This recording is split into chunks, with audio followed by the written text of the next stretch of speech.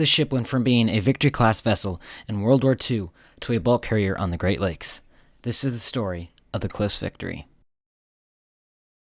The ship was built in 1945 as the Notre Dame Victory by the Oregon Shipbuilding Corporation of Portland, Oregon. The vessel was a type VC2 SAP3 ship, or better known as a Victory ship. These vessels were an improvement on the Liberty ships and were designed to carry cargo for the Allies, all while outrunning German U-boats.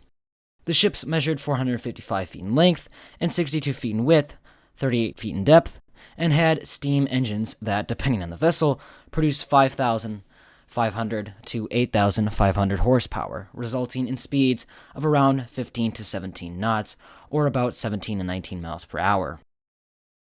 As far as design, the ships had raised forecastles, a cruiser's stern, or in simpler terms, a rounded stern, and had the crew quarters and pilot house amidships. In 1947, the ship was chartered by the Moore McCormick Lines, but was laid up on January 30th, 1948, as a part of the James River Reserve Fleet. 2 years later, the Korean War began, and just like that, demand for steel was high again. Great Lakes shipyards were full to the brim with bulk carriers that, when completed, would carry iron ore and taconite to the steel mills. But despite all the new ships in construction, the demand was not met. So, shipping companies would have to look for alternatives. They were in luck, though. The U.S. passed the Great Lakes Vessel Sales Act of 1950, and now shipping companies could buy ships from World War II for conversion to Great Lakes freighters. One of these ships was the Notre Dame Victory.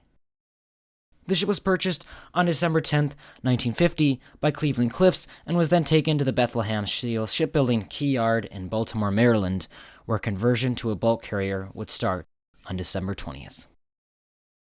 To provide context, bulk carriers are cargo ships built to carry dry cargoes like iron ore, limestone, coal, etc. Work began, and the ship was cut in half, and the forward section was floated out of the dry dock so that the new 165-foot midsection could be floated in. Once that was complete, the section was floated back into the dry dock, where all of the sections were then welded together. Then, in order to be fit for a Great Lakes service, the vessel's cargo holds and spar deck were repurposed for hauling bulk cargo. On top of that, the engine was refurbished and a new pilot house was constructed on top of the forecastle. On March 21st, 1951, 3 months and 2 days after work had begun, the vessel was floated out of the dry dock and christened as the Cliffs Victory. Now the vessel would be towed up the Mississippi and Chicago rivers to eventually reach the Great Lakes. But, in order to fit under the bridges on the Mississippi River, the Cliffs Victory superstructures were placed along the spar deck. On April 2nd, 1951, the Cliffs Victory was towed out of Baltimore and started its journey up the Mississippi and Chicago rivers and into the Great Lakes. Eventually, the vessel was approaching the Chicago River Lock, the only thing standing in the way of the Cliffs Victory and Lake Michigan. But the ship was too long for the lock. So to compensate, the entrance lock was opened and the ship was pulled into the lock as far as it could go. Then, the exit gate was opened and the Cliffs Victory was towed into Lake Michigan, allowing the entrance gate to close, and once the ship had cleared the lock, the exit gate was then also closed. The ship was then towed to the American Shipbuilding South Yard on the Calumet River, arriving on May 9, 1951. The ship's superstructures were then assembled along with other final preparations.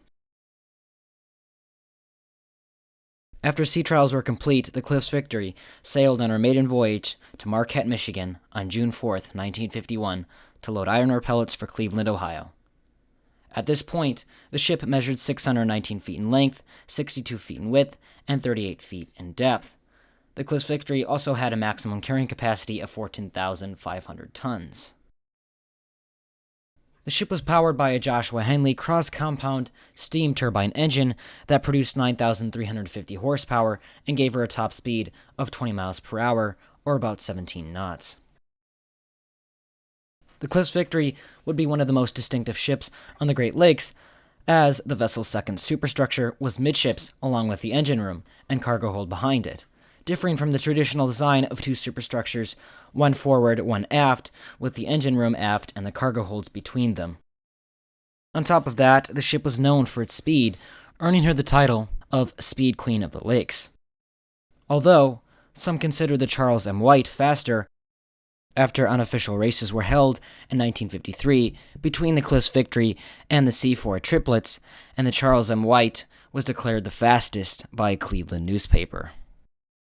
In 1957, the Cliffs Victory was lengthened by 96 feet, and the ship would measure 716 feet in length, which gave it a new carrying capacity of 17,600 tons.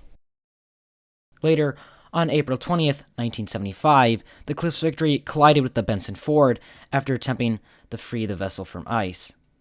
The Cliffs Victory would then head to Fraser Shipyards for bow repairs and return to service on April 24th, 1975. But more than a year later, on December 9th, 1976, the ship ran aground on the St. Mary's River in the Muskong Channel, and, after delaying some 70 ships in the river, the vessel was freed 2 days later. But the Cliffs Victory had lost her rudder. So the ship would be towed alongside her fleetmate, the Edward B. Green, now known as the K.E. Barker, to Indiana Harbor, where the ship unloaded her cargo. After that, the vessel was taken to the American Shipbuilding South Chicago Yard for repairs. In 1981, the Cliffs Victory was laid up, and on October 12, 1985, the ship was sold for $235,000 to High International for scrap. The ship was renamed Savik, and a Taiwanese crew was appointed to sail the ship to South Korea for the scrap. After a delay, the ship departed on December 17, 1985. The Savik refueled in Milwaukee and then sailed through the Welland Canal and then into the St. Lawrence Seaway, where it anchored by Montreal, Quebec, Canada on December 27, 1985. Eventually, it departed on September 9, 1986, and arrived at the scrapyard in South Korea on December 22, 1986. The scrap was completed in 1987, and one of the most unique vessels to ever sail the Great Lakes was gone. The Cliffs Victory remains one of the most unique vessels to ever sail the Great Lakes, and her legacy will surely live on. Be sure to comment down below any other ships on the Great Lakes you would like to see me do videos on, or other topics that I could cover. Also be sure to check out the featured channels on my YouTube homepage. Anyway, subscribe for more shipping history, and I'll see you guys in the next one. Goodbye.